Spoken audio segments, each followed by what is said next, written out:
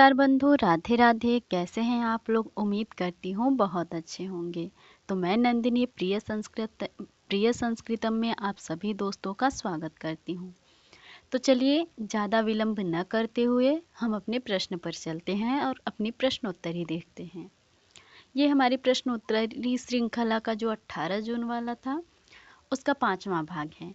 इससे पहले हमने 100 प्रश्नों तक देख लिया है, 51 से लेकर 100 प्रश्नों तक देख लिया है।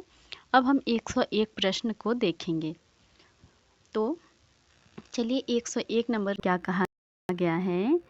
एसो गद्य काव्यकारान चिनोत। इनमें से ये जो 5 विकल्प दिए हुए हैं आपको, इनमें से आपको बताना है कि गद्यकार कौन कौन हैं। तो सबसे पहले हम देखते हैं, आपके भवभूति जी जो हैं वो गद्यकार नहीं हैं, ये नाटककार हैं। और भारवी जी महाकवि हैं, इन्होंने महाकाव्य लिखा है। इसके बाद आपके अंबिका दत्त व्यास जी, महाकवि अंबिका दत्त व्यास जी और दंडी जी और बाणभट्ट जी, ये तीनों जो हैं कवि बहुत ही प्रसिद्ध गद्य काव्य के कवि हैं। तो आइए हम एक एक करके सारे लेखक जो हैं, कवि जो हैं और महाकाव्यकार जो भी हैं, हम सबका एक एक करके देखते हैं कि क्या है इनके विषय में थोड़ा थोड़ा। तो सबसे पहले हम भारवी जी के विषय में देख लेते हैं। भारवी जी की एक ही रचना मिलती है, किरातार्जुनीयम, जो 18 सर्गों में विभक्त है और बृहत्त्रयी के अंतर्गत आता है।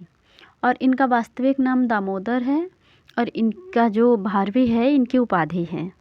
इनकी माता का नाम सुशीला, पिता का नाम श्रीधर था और इनकी पत्नी रसिकवती अर्थात रसिका थी, निवासी धारा नगरी। और इनका समय जो है 6ठी शताब्दी था। और इसके बाद हम देखते हैं हमारे जो बाणभट्ट हैं, गद्यकार बाणभट्ट जी जो हैं, उनके विषय में देखते हैं। इनके पिताजी का नाम जो था वो चित्रभानु, माताजी राजदेवी, पुत्र भूषण भट्ट और निवास इनका प्रेतिकूट सोन नदी के दक्षिण तट पर। और इनकी शैली पांचाली है। समय इनका जो है 629 से 645 के लगभग है। और इनकी कृतियों में हर्षचरितम आख्यायिका है और कादंबरी इनकी कथा है और चंडी शतक, मुक्तक काव्य, मुकुटताड़िका इत्यादि, पार्वती परिणय, ये सब नाटक हैं इनके। तो इतनी इनकी रचनाएं हैं, बहुत विशेष तो नहीं हैं। इनकी उपाधियां, इनको गद्य सम्राट की उपाधि दी गई है और वत्स्यवाणी चक्रवर्ती, कविता कामिनी कौतुक, कविता कानन केसरी, महानयम भुजंग, तुरंगबाण, सर्वेश्वर इत्यादि इनकी उपाधियां हैं।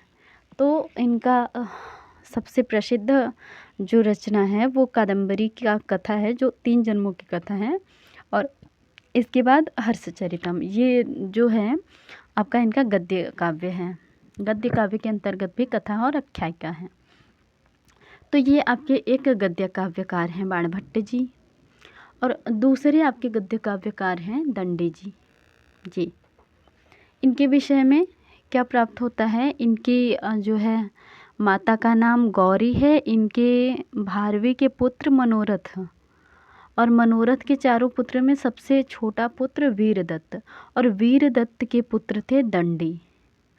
भारवी के पुत्र हुए मनोरथ, मनोरथ के 4 पुत्रों में सबसे छोटा पुत्र वीरदत्त, और वीरदत्त के पुत्र हुए दंडी। अर्थात भारवी, मनोरथ, वीरदत्त, दंडी 2 पीढ़ी पहले के भारवी थे। तो दंडी के पिता, पितामह और प्रपितामह भारवी हुए। निवास स्थान इनका दक्षिण में विदर्भ, महाराष्ट्र के आसपास है। और इनकी कृतियाँ जो है 10 कुमार चरितम, काव्यादर्श, अवंती सुंदरी कथा, छंदोविचिति। इनका 10 कुमार चरितम और काव्यादर्श बहुत ही प्रसिद्ध है। अवंती सुंदरी कथा भी प्रसिद्ध है। तो इनके विषय में हो गई। अब आगे हम देखते हैं आपके जो महाकवि भवभूति जी हैं, इन्होंने नाटक लिखा है। इनके विषय में देखते हैं। तो ये दक्षिण भारत पद्मपुर के निवासी थे। इनका गोत्र जो है काश्यप था और ये कृष्ण यजुर्वेद की तैत्तिरीय शाखा के पाठी ब्राह्मण भी थे। इनके पिता का नाम नीलकंठ और माता इनकी जातुकर्णी थी। जातुकर्णी या जतुकर्णी कह सकते हैं। पितामह इनके भट्ट गोपाल थे।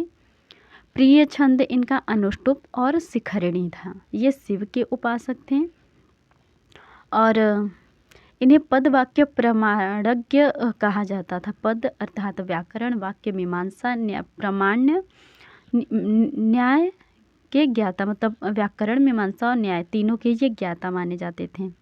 महावीर चरितम, उत्तर रामचरितम और इनका मालती माधव, 3 कृतियां हैं इनकी। महावीर चरितम, उत्तर रामचरितम इनका 7 अंक का नाटक है। महावीर चरितम भी 7 अंक का नाटक है और मालती माधव इनका 10 अंक का प्रकरण ग्रंथ है जो।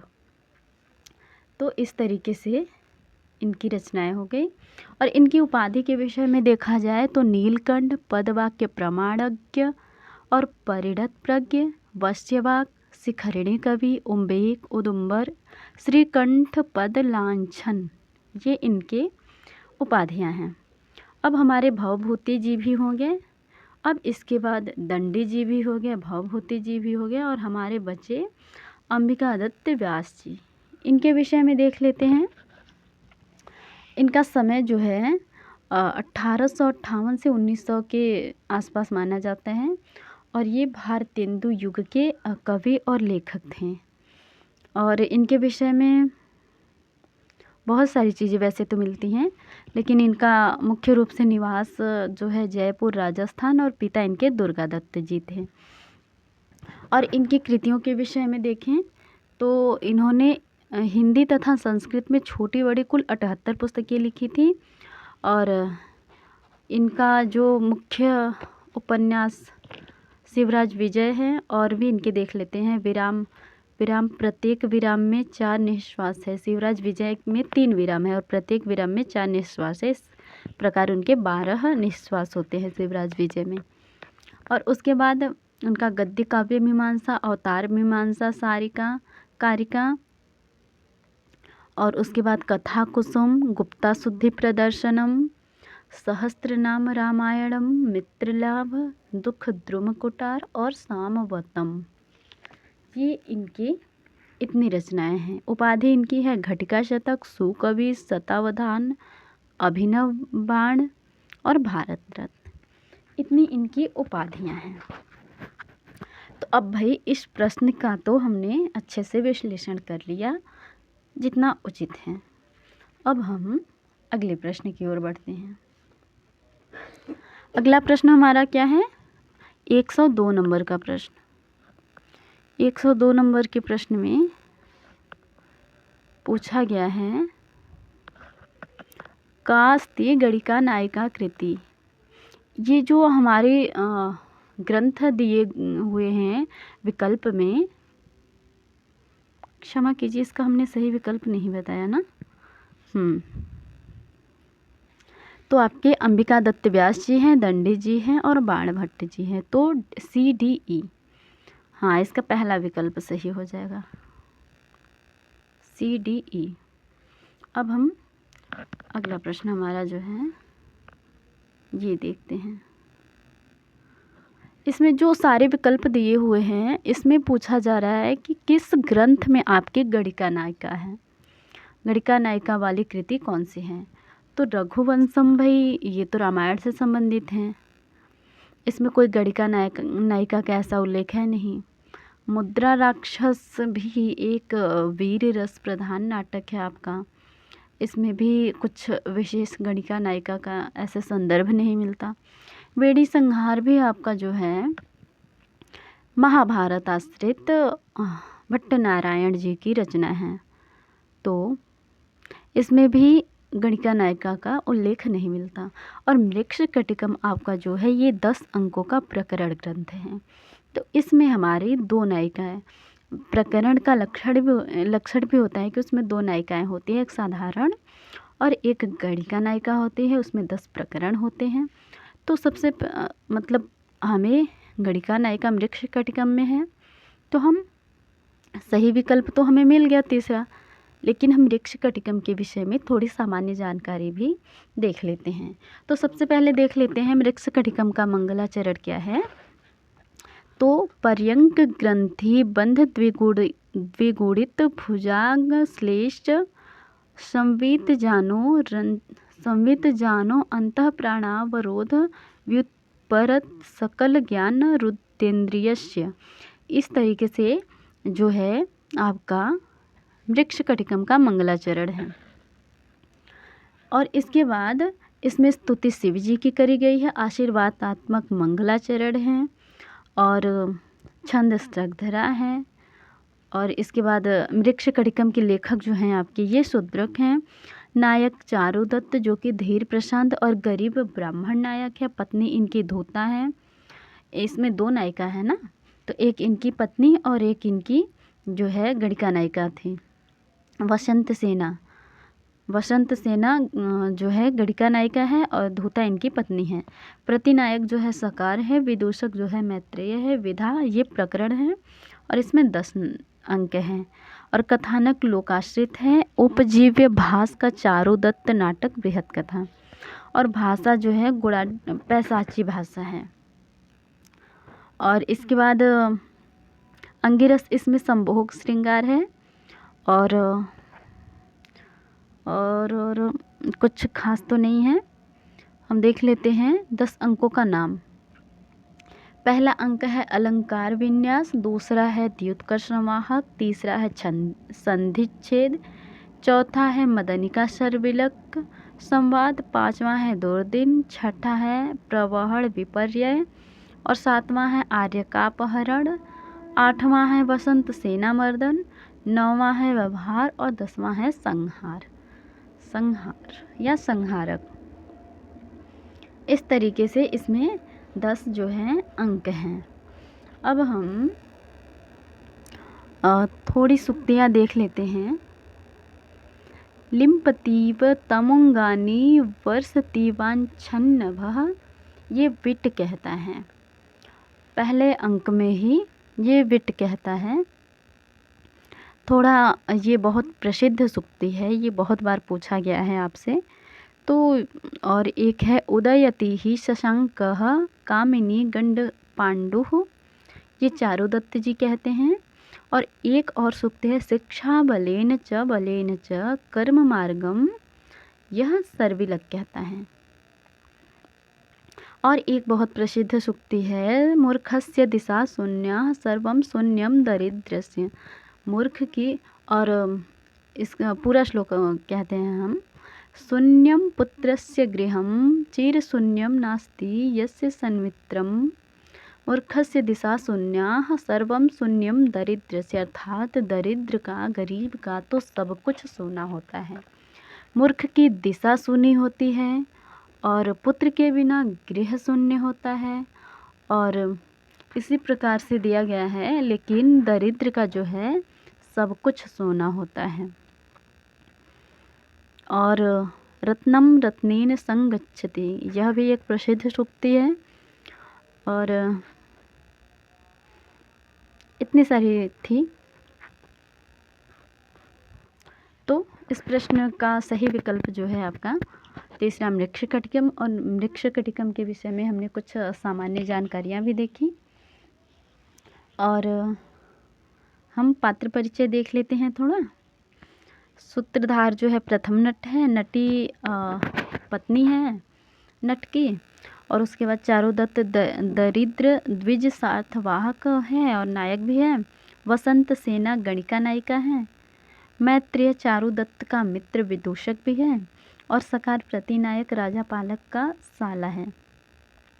विट चेट सकार के दास स्थावरक चेट और वर्धमानक चारुदत्त का दास है।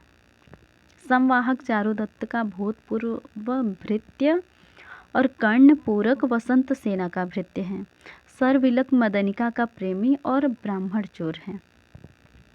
उसके बाद चेट कुंभीलक चेट वसंत सेना के दास हैं। स्थावरक चेट बैलगाड़ी चलाने वाला है। विट वसंत सेना का परिचारक है। रोहसिन चारुदत्त का पुत्र है। बंधुल वैश्या पुत्र है। आर्यक राजा पालक का कैदी, पश्चात राजा अर्थात बाद में राजा हो जाता है। चंदनक राजा पालक का बलपति, वीरक राजा पालक का सेनापति तथा भिक्षु बौद्ध सन्यासी चारुदत्त का भूतपूर्व भृत्य आश्रम का संवाहक है। शोधनक न्यायालय में काम करने वाले नौकर हैं। माधुर सभिक द्यूत क्रीड़ाध्यक्ष हैं। द्यूतकर दोदरक ये 2 जुआरी हैं। चूर्णवृद्ध चारुदत्त का मित्र है। अधिकरणिक न्यायाधीश हैं। मदनिका सरविलक की परिचारिका है। मदनिका चारुदत्त की परिचारिका है। खंडमोटन वसंत सेना का हाथी है। चंदनक पृथ्वी का दंडपालक है। और भिक्षु संवाहक जो है विहारों का कुलपति है। तो इस तरीके से हमने इस प्रश्न की व्याख्या देखी। अब हम अगले प्रश्न की ओर बढ़ते हैं। 103 नंबर प्रश्न।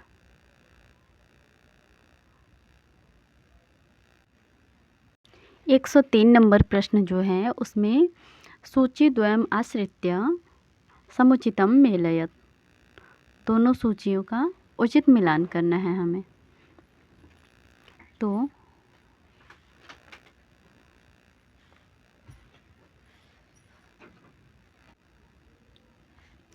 तो हमारा जो गुप्त लिपि है वो एक प्राचीन लिपि है जो भारत में गुप्त वंश के दौरान विकसित हुई थी। यह लिपि मुख्य रूप से संस्कृत, प्राकृत और अपभ्रंश भाषाओं में उपयोग की जाती थी। और शारदा लिपि जो थी उसमें कश्मीरी और संस्कृत जो है वो आते थे। और ग्रंथ लिपि में संस्कृत, तमिल, तेलुगु। तो हमें बहुत इसके विषय में जानकारी तो नहीं मिलती है, फिर भी जो कुछ थोड़ा बहुत पता है उसके आधार पर हम देखते हैं क्या विकल्प सही हो सकता है इसका। तो ग्रंथ लिपि का हमें तेलुगु, तमिल और संस्कृत मिला है। तो हम यहाँ पे सी का 2 से मिलान करते हैं। सी का 2 से मिलान हमारे किस विकल्प में है, इसको कट कर देंगे, इसको कट कर देंगे और इसको भी। तो हमें हमारा सही विकल्प तो एक ही मिलान से मिल जा रहा है। बाकी गुप्त लिपि आपका नांदी नागरी से हो जाएगा। गुप्त लिपि नांदी नागरी से हो जाएगा। और उसके बाद शारदा लिपि आपकी जो है वो डोगरी से हो जाएगी। और प्राचीन लिपि आपकी प्रयाग प्रशस्ति। इस तरीके से आपका जो है पहला विकल्प जो है वो सही हो जाएगा। अब हम अगले प्रश्न की ओर बढ़ते हैं। प्रश्न नंबर 104। 104 में जो है हमें काव्य प्रकाश से इस बार प्रश्न अच्छे पूछे गए हैं। 2 प्रश्न पूछे गए हैं, मुझे 2 याद है और भी पूछे गए होंगे। काव्य प्रकाशस्थ काव्य प्रयोजना नाम क्रमम समुचितम क्रमम चिनोत। काव्य प्रकाश में जो काव्य के 6 प्रयोजन दिए गए हैं, यहाँ पर तो 5 ही विकल्प में है लेकिन 6 प्रयोजन है, उनका क्रम पूछा गया है। अभी ये जो 18 जून का हमारा एग्ज़ाम है इसमें आरोही क्रम पूछा गया है, लेकिन जो हमारा 30 अगस्त का एग्ज़ाम हुआ था उसमें काव्य प्रकाश से ही प्रश्न पूछा गया था और यही श्लोक पूछा गया था अवरोही क्रम में। तो ये बहुत ही महत्वपूर्ण श्लोक बन जाता है, मतलब कारिका बन जाती है। क्षमा कीजिए, ये श्लोक नहीं कारिका है। कारिका बन जाती है कि इसका एक एक शब्द बहुत अच्छे से पढ़ा जाए, ताकि इससे प्रश्न अब बन रहे हैं तो आगे भी बनने की बहुत संभावना है। तो आइए ये कारिका देखते हैं। सबसे पहले काव्य प्रयोजन जो है, भाई काव्य का हर चीज़ का प्रयोजन होता है, तो काव्य पढ़ने का भी तो कोई प्रयोजन होगा। हम क्यों पढ़ें काव्य, किसी के पास इतना फालतू समय थोड़े ही है। तो बताते हैं, काव्यम यशसे अर्थ कृते व्यवहार विदेश वेद रक्षते सत्य पर निवृत्तये कांता सम्मित तयोपदेश युजे। सबसे पहले तो कहते हैं काव्यम यशसे, यश के लिए काव्य को पढ़ना चाहिए। यश के लिए किस प्रकार? कालिदास आदि के समान। महाकवि कालिदास जो हुए हैं उन्होंने अपनी रचनाओं से बहुत यश प्राप्त किया है। हालांकि वर्तमान में वो हमारे समक्ष नहीं है, लेकिन वो अपने यश से हमारे समक्ष उपस्थित है। यश रूपी जो उनका ग्रंथ है, ग्रंथों के यश से वो हमारे समक्ष उपस्थित हैं। तो इस तरीके से काव्य को पढ़ने, पढ़ाने, लिखने से हमें यश मिलता है, इसलिए भी हमें काव्य को पढ़ना चाहिए। और दूसरा क्या है? अर्थकृति। अर्थकृति जैसे कि नैषध महाकाव्य के प्रणेता महाकवि श्रीहर्ष से नहीं अपितु रत्नावली नाटिका के प्रणेता राजा श्रीहर्ष आदि से धावक आदि के समान धन की प्राप्ति कराता है। और काव्य के अध्ययन करने से पढ़ने वालों में वर्णित राजा के साथ जो है व्यवहार भी, वो तो व्यवहार विधि के अंतर्गत आ जाएगा। लेकिन हमें, जैसे हम काव्य पढ़ते पढ़ाते हैं, हम अपने लौकिक जीवन में देख लें तो जैसे हम यदि भाई हम काव्य क्यों पढ़ें? ऐसे ही तो पढ़े नहीं। सबसे पहले तो यश के लिए पढ़े। दूसरा है कि हम पढ़ लिख के यदि जॉब मिल जाएगी तो हमें कुछ अर्थ मिलने लगेगा, हमारी विद्या अर्थकरी हो जाएगी। तो अर्थकृत्य, अर्थ के लिए भी हमें काव्य पढ़ना चाहिए। और व्यवहार विधि, तीसरा प्रयोजन आपका है व्यवहार विधि। तो व्यवहार विधि क्यों?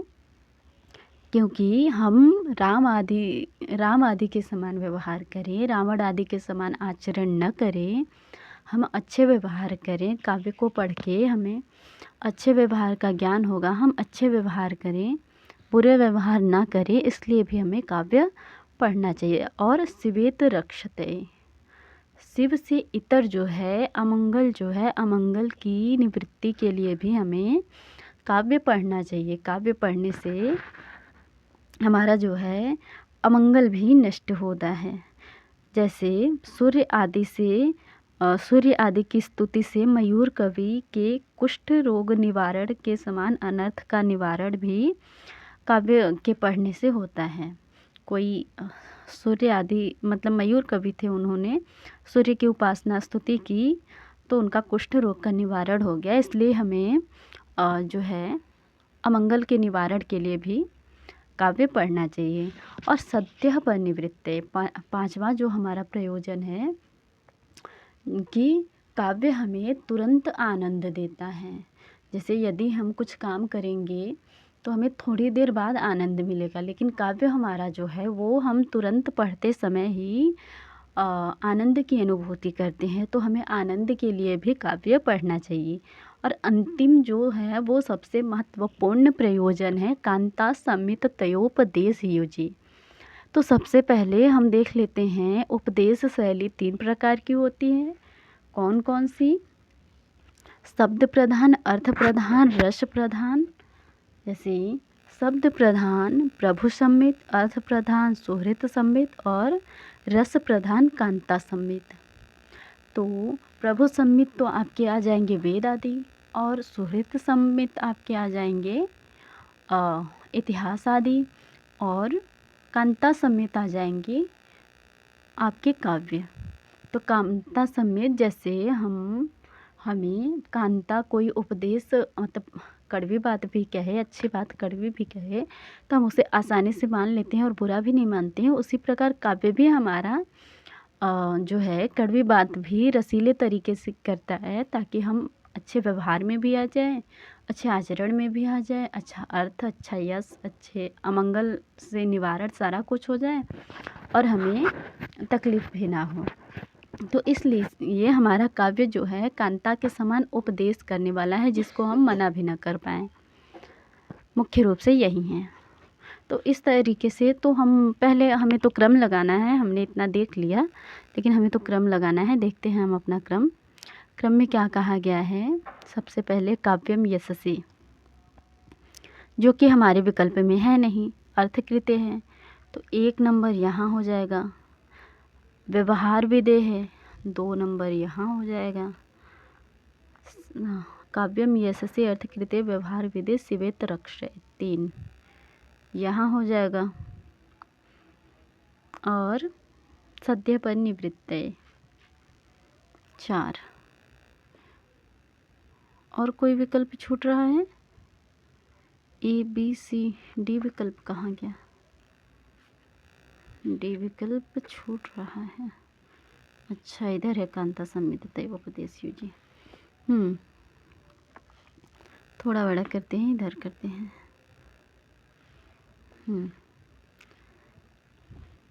1 2 3 4 5।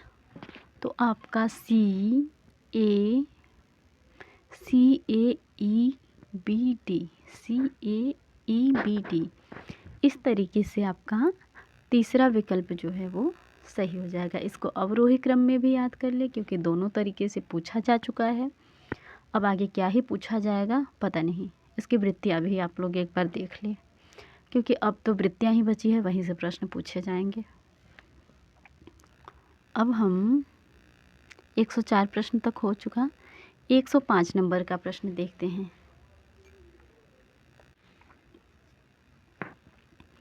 तो 105 नंबर प्रश्न जो है इसमें पूछा गया है, अशोकस्य धौली शिलालेखः कस्मिन् राज्ये वर्तते। अशोक का जो धौली शिलालेख है वो किस राज्य में प्राप्त होता है? तो आइए अशोक के धौली शिलालेख के विषय में हम थोड़े तथ्य देख लेते हैं। अशोक के धौली शिलालेख ओडिशा के भुवनेश्वर के करीब 10 किलोमीटर दूर धौली पहाड़ियों में स्थित है। ओडिशा के, तो हमें हमारा सही विकल्प उड़ीसा, ये सही उत्तर है आपका दूसरा नंबर। और ये शिलालेख एक बड़े पत्थर पर पाली में लिखे गए हैं। अशोक के शिलालेख उनके बौद्ध धर्म में धर्मांतरण, बौद्ध धर्म के प्रचार के लिए उनके प्रयासों, उनके नैतिक और धार्मिक उपदेशों और उनके सामाजिक और पशु कल्याण कार्यक्रमों के बारे में जानकारी देते हैं। अशोक के शिलालेख को पढ़ने वाले यूरोपीय विद्वान अलेक्जेंडर कनिंघम थे। अशोक के शिलालेख को पढ़ने सफलता सबसे पहले जेम्स प्रिंसेप जी को मिला। और इनके अन्य जो अभिलेख हैं हम देख लेते हैं वो कहाँ कहाँ से। शाहबाजगढ़ी का जो शिलालेख है इनका वो पाकिस्तान पेशावर में है। मानसेरा जो है वो पाकिस्तान के हाजरा ज़िले में है। कालसी वर्तमान में उत्तराखंड देहरादून में है। और जौगढ़ उड़ीसा के जौगढ़ में स्थित है। इसके बाद आपका सोपारा महाराष्ट्र के पालघर ज़िले में है। एरागुडी यह आंध्र प्रदेश के कर्नूल ज़िले में है। और गिरनार यह काठियावाड़ के जूनागढ़ के पास है। तो इस तरीके से इनके मुख्य शिलालेख जो हैं वो कहाँ कहाँ हैं, इतनी जानकारी हमने दी, ताकि अभी आपसे धौली शिलालेख के विषय में पूछा गया है, अगली परीक्षा में आपसे शाहबाजगढ़ी के विषय में पूछ ले, मानसेरा के विषय में पूछ ले, और कालसी, जौगढ़, सोपारा, एरागुडी, गिरनार इत्यादि के विषय में भी पूछे जा सकते हैं। तो आप इनको एक जगह लिख लीजिए, याद कर लीजिए, ताकि आने वाले प्रश्न आपसे गलत ना हो। तो हम अगले प्रश्न की ओर बढ़ते हैं। अब अगला प्रश्न आपका है शिव संकल्प सूक्तस्य ऋषि कहा। तो हमने 5 प्रश्न आज देखे इस कक्षा में, लेकिन मुझे लगता है कक्षा लंबी हो जाएगी, इसलिए हम इस कक्षा को यहीं रोकते हैं। अगले प्रश्न अगली कक्षा से। तो वीडियो को आप लोग अंत तक अवश्य देखा करिए और लाइक किया करिए, चैनल को सब्सक्राइब किया करिए, कमेंट किया करिए अच्छे, जिससे हमारा उत्साह बढ़े और हम और मन से और अच्छे से काम कर पाएँ। तो बस अपना प्यार सपोर्ट बनाए रखिए। धन्यवाद। फिर मिलते हैं नई कक्षा में नए प्रश्न। ठीक है, धन्यवाद।